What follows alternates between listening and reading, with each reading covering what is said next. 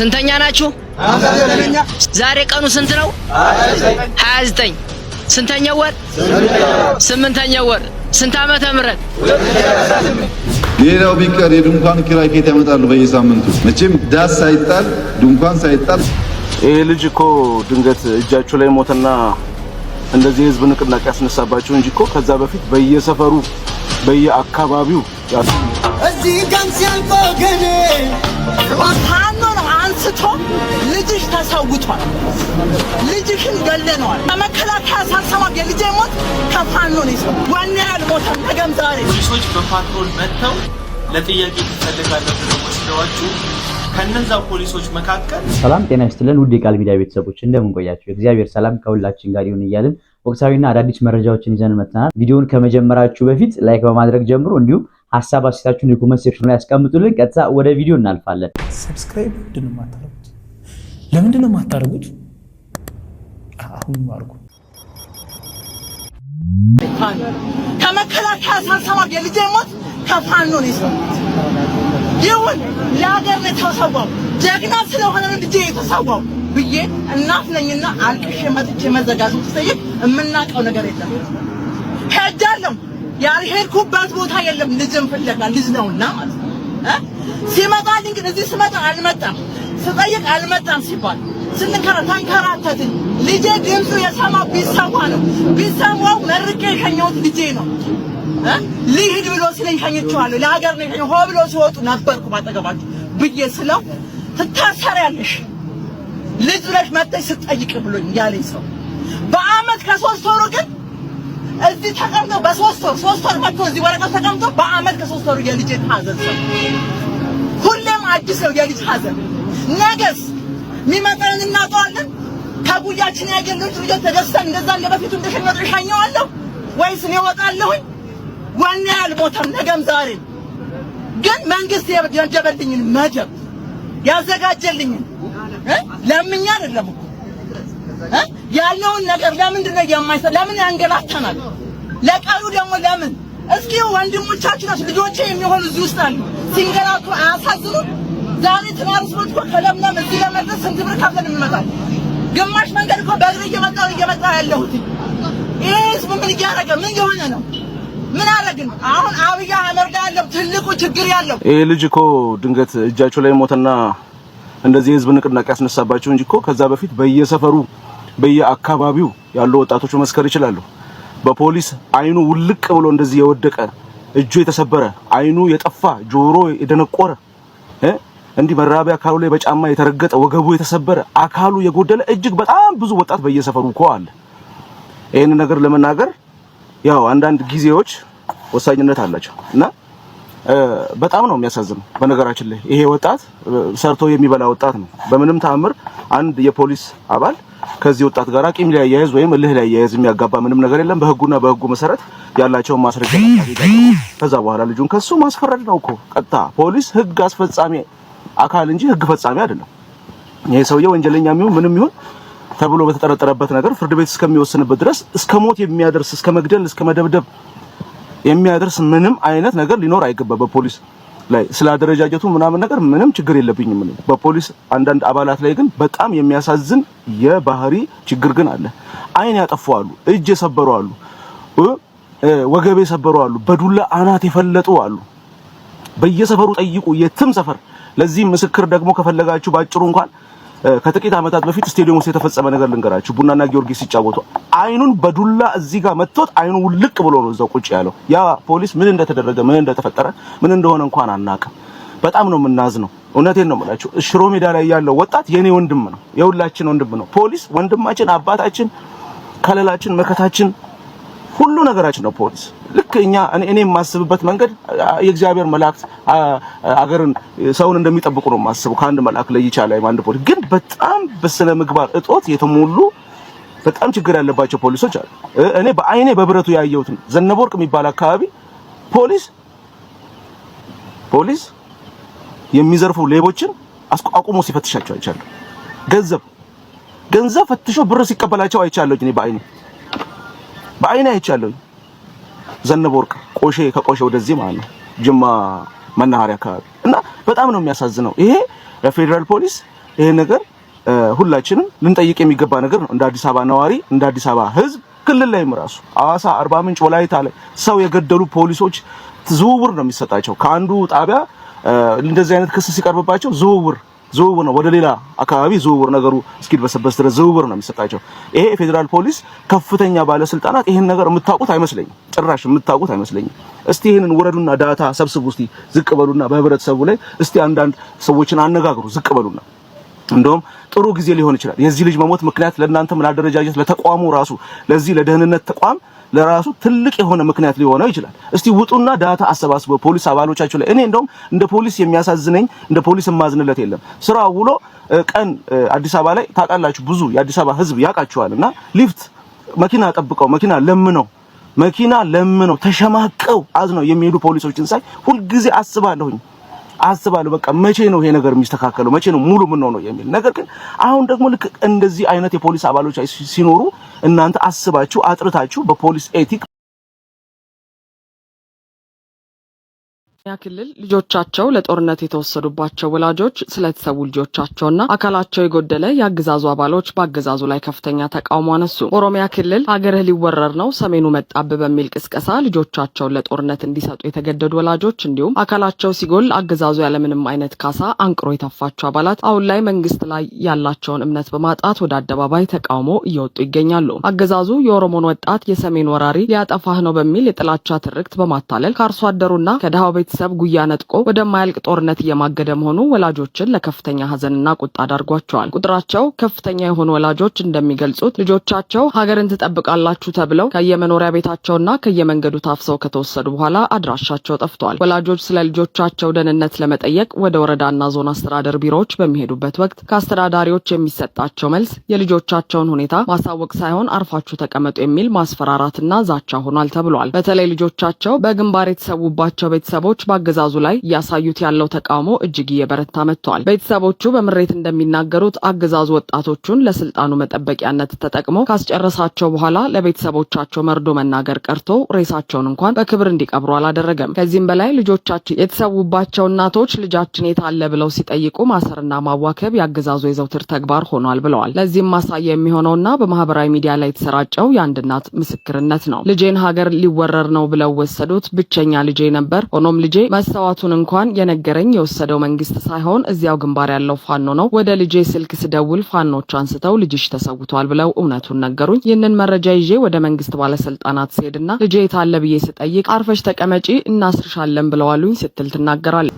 ይህ ምስክርነት በኦሮሚያ ክልል ውስጥ የሚገኙ በሺዎች የሚቆጠሩ ቤተሰቦችን ቁስል የሚወክል ነው። ወላጆች አገዛዙ የኦሮሞን ወጣት እንደ ጥይት ማገዶ እየተጠቀመበት መሆኑንና ለወላጆች ሰብአዊነት የሌለው ንቀት እያሳየ መሆኑ ተገልጿል። በተለይ በገጠር ቀበሌዎች የሚገኙ እናቶች ልጆቻችንን ለውሸት ፕሮፓጋንዳችሁ አንሰጥም በማለት የአገዛዙን ወታደራዊ ምልመላ በጽኑ መቃወም መጀመራቸው ተሰምቷል። ተንታኞች እንደሚያመለክቱት አገዛዙ አሁንም ድረስ ሰሜኑ ሊወርህ ነው የሚለውን የከፋፋይነት ካርድ በመጠቀም የኦሮሞን ወጣት ለማስጨረስ እየሞከረ ቢሆንም የቤተሰቦች ጩኸትና በተግባር እየታየ ያለው የአገዛዙ ግዴለሽነት በክልል ውስጥ ያለውን ህዝባዊ ተቃውሞ ይበልጥ እያፋፋሙ መጥቷል ተብሏል። ስንተኛ ናችሁ? አባታችን ተማርኳል። አትሰሙም? አባታችን ተማርኳል። እኛም ተደግመናል። እስቴደንሳ ይችላል። ዛሬ ቀኑ ስንት ነው? 29 ስንተኛው ወር? 8ኛው ወር። ስንት ዓመተ ምህረት? ያው ለምታዩት መረጃ ነው ጋይስ። አባታችን ተማርኳል። እኛም ተደግመናል። አባታችን ተማርኳል። እኛም ተደግመናል። ፋኖ ያሸንፋል። እስቴደንሳ ይችላል። አይ ጸበላለች አባታችን አይሆንም። ሳሳት ይዶብን እኮ አረስ መስራት ወይ ደግሞ እዚህ ወራላችሁ ነው እንጂ አመጣልኩት ነው የበላነው። አሁን ቅርብ ሰዓት ነው ጸበል ኮናት የድንግል ማርያም ጸበል ናት። ያው ትንሽ ጸበል ቅመሱ አንድ ለሁለት አድርጋችሁ በደቂቃ ማርያም እግዚአብሔር አረ ያት እኮ ናት። ያው ማዳም ትንሽ አባልከት አረ ታዘዝ ይሄንን ቪዲዮ ሳየው ጋይስ እንዴት ልቤን በደስታ ሞቅ እንዳደረገውና ጥርስ በጥርስ እንዳደረገኝ አትጠይቁኝ። በቃ እቺናት ኢትዮጵያ ማግኘት የምንፈልገውና መመለስ የምንፈልገው መተሳሰብ ይሄንን ነው። ምንም ያክል እንኳን እንቸኩላለን መሄድ አለብን ቢሉት ኑ ውረዱና ጸበል ቀመሱ ብሉ ጠጡ እዚህ ቅርብ ነው እያላቸው ነው። ወይ ታዘዙ ወይን ያዛቸዋለሁ ብሎም ደግሞ ትንሽ ዛቻም አለው ጋይስ። በፍቅር እንግዲህ በፍቅር ሲዛትባችሁ አስቡት። ይሄን ቪዲዮ በጣም ከሞዴል የተነሳ ገብቼ ፔጃቸው ላይ ሌላ ቪዲዮ ቼክ ሳረግ ምን ብለው ይጠይቀዋል? እናንተ ጋር የሆነ ሰው ማደር ቢፈልግ ታሳድሩታላችሁ ያለው እንዴ? ቤት እግዚአብሔር አይደለ እንዴ? ምን ችግር አለው አለ። በጣም ነው የገረመኝ። አንዳንዱ ሰው ከቤቱ አመናጭቆ አስቀይሞ ያስወጣል። አንዳንዱ እንደዚህ ማያቀ ሰው ደግሞ ቤቴ ግባ ና ብላ ጠጣልኝ ብሎ በፍቅር እንደዚህ ያሰቃይሃል።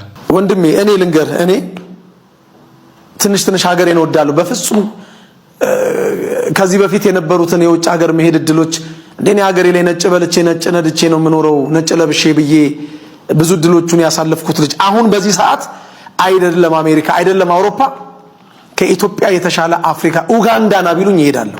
ኡጋንዳ ና ቢሉኝ ይሄዳለሁ። በተለይ ለአዲስ አበባ ልጅ እኮ እየኖርን አይደለም እኮ በጣም በብዙ ነገር ተቸግረናል እኮ።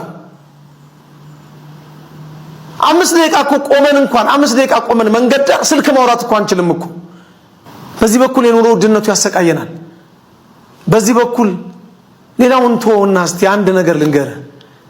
አዲስ አበባ ውስጥ በቀን ሳይቀጣ እኮ የትራፊክ ቅጣት የሚኖር እኮ አሽከርካሪ በጣም የሚቆጠር ጥቂት እኮ። በትራፊክ ፖሊሶች በመደበኛ የትራፊክ ፖሊሶች እንቀጣለን።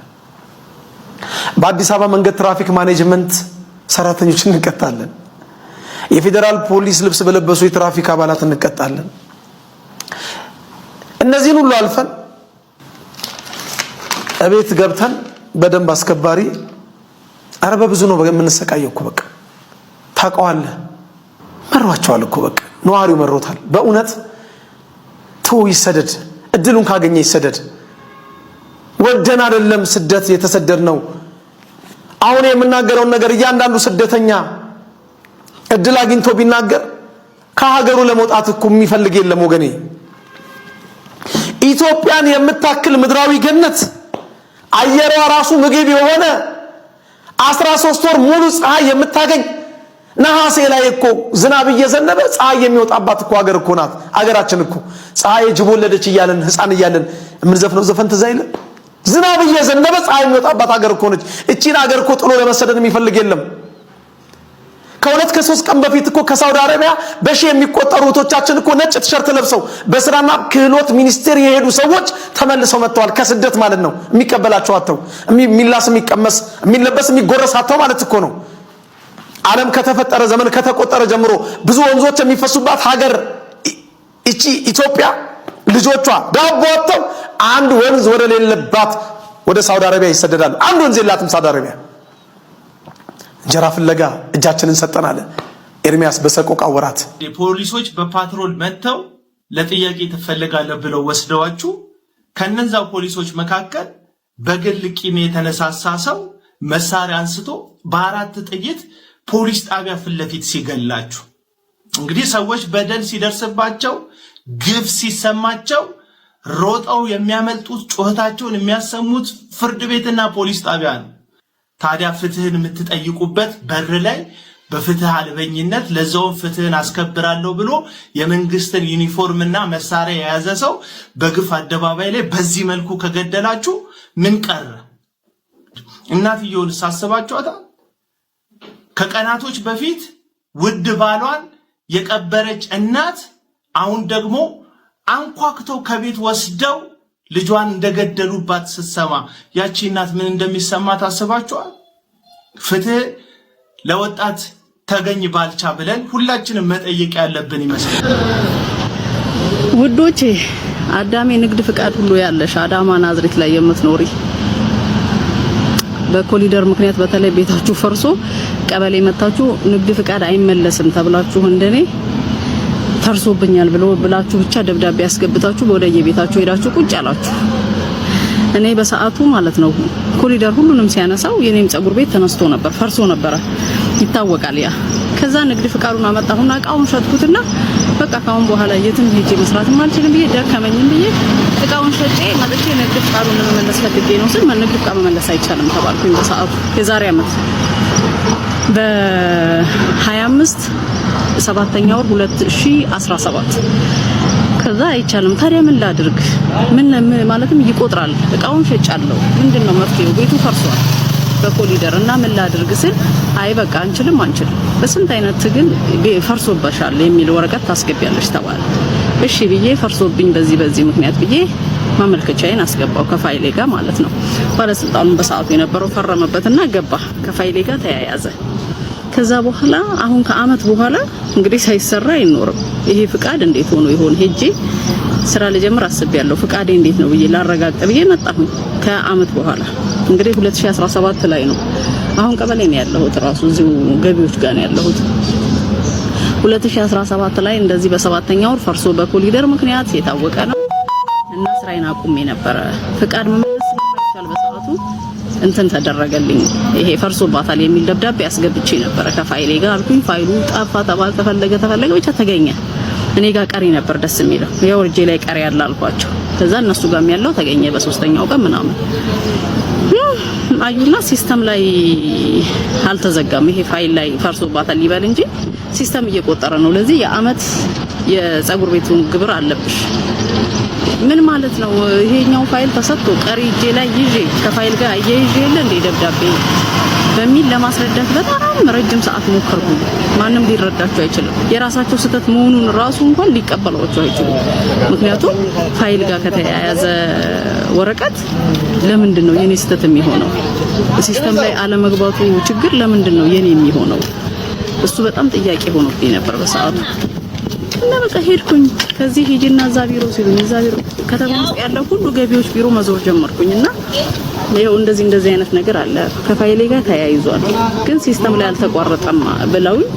የአመት መገበር አለብሻል መገበረው እኮ ስትሰራ እኮ ትገበራለህ ለምን እኔ ብሰራ እኮ ይሄን አህልም ሊሆን አልችልም ግን የፈረሰ ቤት ያልሰራሁበትን ምን ብዬ ነው የአመት የምከፍለው ሲቀጥል ደግሞ የአመት ለመክፈል እኮ ራሱ ብር ያስፈልጋል አይደል እንዴ ስራ ሳይኖረኝ እንዴት ነው የአመት የምከፍለው ብቻ ይሄን ሁሉ ግንዛቤ ውስጥ እንዴት አከቱ ሊያዳምጡኝ አልቻሉ ሄድኩኝ በየአንዳንዱ ቢሮ ሄድኩኝ ብቻ ላይ ያለው ቢሮ ሲሄድ አላህ ይስጠው ያለውን ነገር ተረዳኝ መሰለኝ እሱ ጻፈልኝ ወረቀት እሱንም አምጥቼ ከሲስተም ላይ ማቋረጥ አንችልም በቃ ምናምን አሉኝ እንደገና በቃ ያፈሰስኩት እንባ አልኳችሁ እኔ እንደዚህ ሰው ሲሞትበት እንደኔ እንደዚህ የሚያለቅስ አይመስለኝም በየጊዜው እየመጣሁ እንደዚህ በቃ አማራጭ ስታጣ ምን ታደርጋለህ ታለቅሳለህ እንጂ እኔ በጣም ማልቀስ የምጠላ ልጅ ነኝ እኮ በጣም ጠንካራ ነኝ ብዬ የማስብ ልጅ ነኝ ግን በቃ አማራጭ ማጣት ለካ ደካማ ያደርጋል ሰው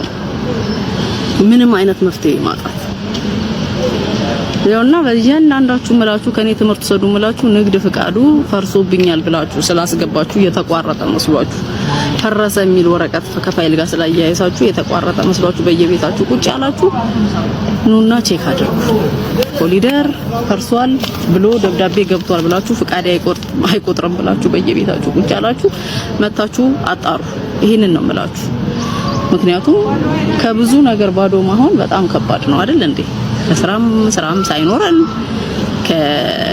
እቃችንንም ሸጠን እንደገና ሌላ ተጨማሪ ያልሰራንበትን እዳ መክፈል ማለት እኔ እንጃ በጣም ነው የሚከብደው እኔ በኮሊደር ልማቱ በጣም ደስተኛ ነኝ ምክንያቱም ከተማችን ማማሩን ሳይ በጣም ደስተኛ ነኝ ተወልጄ ያደኩባት ከተማ ናች እንደዚህ ማማሩን ሳይ በጣም ደስተኛ ነኝ ግን እኔ ደግሞ በዛ ምክንያት በዛ ደስታ በዛ ከተማ ጽዳት ተደስቼ እዚህ ስመጣ ደግሞ በኮሊደር ምክንያት ቤትሽ ፈርሷል ተብዬ ደብዳቤ ገብቶ ምንም ነገር እኮ አልጠየቁም ግን ሌላ ባለ እዳ መሆኔ በጣም ነው ፊልም ያደርገው በጣም ነው የሚሰማኝ እንዴ ምን ማለት ነው ቢያንስ የኔ ስህተት አይደለም እንዴ ለዚህ በከተማዋ ምክንያት ቤቱ ፈረሰ ቤቱ ሲፈርስ ንግድ ፍቃድ አይመለስም ተባለ ንግድ ፍቃድ አልመለስም ከተባለ ፈርሶብኛል የሚል ደብዳቤ አስገብቻለሁ በሰዓቱ ከዚህ በላይ ሲስተም ላይ ማስገባት የኔ ስራ ነው ወይ ነው እኔ ሲስተም ላይ ማስገባት እኮ የነሱ ስራ አይደል እንዴ የአመት ክፈይ ማለት ምን ማለት ነው እና ፈጣሪ ይርዳሽ በሉኝ እኔ አሁን ያለሁበት ሁኔታ ይሄ ነው ገና አላለቀም ጉዳይ ከሰዓት ብለውኛል አሁን እንደ ጎዳና ያው ቁጭ ብያለሁ እዛ ገቢዎች ቢሮ ፊት ለፊት ኮብልስቶን ላይ ቁጭ ብዬ ነው እንደዚህ መለፈልፈው እንደ እብድ እና መጨረሻው ምን እንደሚወስዱልኝ መፍትሄ አላውቅም። ይሄው ስንት ቀኔ ከቢሮ ወደ ቢሮ ከመሬት አስተዳደር ቤቱ መፍረሱን ወረቀት አምጪ ሁሉ አሉ። ይሄን ያህል ነው በቃ ወረቀት አጽፌ ወስጃለሁ። አሁን እሱ ደግሞ ለማጽደቅ ገና ጊዜ ይፈጃል ብለዋል። ከዛ ያለው ሁኔታ ይሄ ነው። አዳሜ ከኔ ተማሪና ነይና በየቀበሌሽ በየንግድ ፍቃድ ባወጣሽበት ቼክ አድርግ ፈርሷል የሚል ወረቀት ምን ወረቀት ፋይል ውስጥ ያለው ወረቀት ሁሉ ምንም ፋይዳ የለውም። ሲስተም ላይ አልተቋረጠም የሚለው አባባል ራሱ እንዴ በጣም በቃ እኔ እንጃ ተሰምቶኛልና ምን ማድረግ እንደምችል አሁን ከዚህ በኋላ ያለውን አላውቅም። እኔ አሁን ባለ ዕዳ መሆኔ በዚህ ባልሰራሁበት ነገር በፈረሰ ቤት ላይ በዛ ላይ ከኔ የሚጠበቀው ወረቀት ሁሉ አስገብቼ ፈርሶብኛል የሚል ባለስልጣኑ ፈርሞበት እንደፈረሰብኝ አረጋግጦ ፋይል ላይ ተያይዞ ሲስተም ላይ አለመግባቱ የኔ ጥፋት ነው ወይ ሲስተም ላይ አስገቡ ብዬ መጠየቅ ነበረብኝ በሰዓቱ ይሄንን መልሱልኝ ባካችሁ። እንደ እብድ እዚህ ቁጭ ብዬ ከምለፈልፍ ልነሳና ያው ፋይል ይዤ እንዲመንከራተት ከጀመርኩ ስንት ቀኔ እና ውዶቼ እናንተም እንትን በሉ በየመንገድ ላይ ቁጭ ብዬ ነው። ሌላው ቢቀር የድንኳን ኪራይ ከየት ያመጣሉ በየሳምንቱ? መቼም ዳስ ሳይጣል ድንኳን ሳይጣል ሰርግ የለም።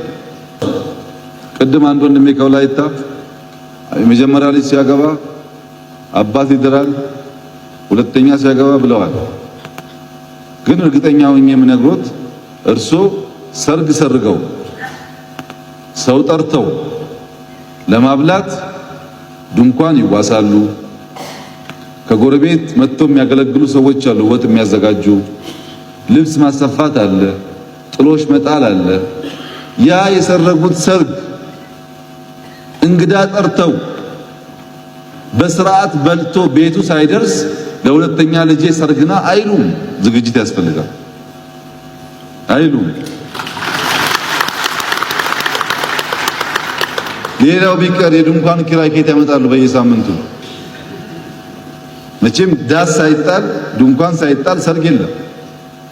ሌላው ቢቀር መጀመሪያ ያገባው ልጅ መልስ ሳይጠራ እንዴት ድጋሚ ሰርግ ይጠራሉ? የለም፣ በባህላችሁ ይሄ የለም። ሰከን ባለ መንገድ ማየት ያስፈልጋል። ብንሰርቅም ባንሰርቅም እንኳን ክርስቲያን መሬት እንኳን ኦርቶዶክስ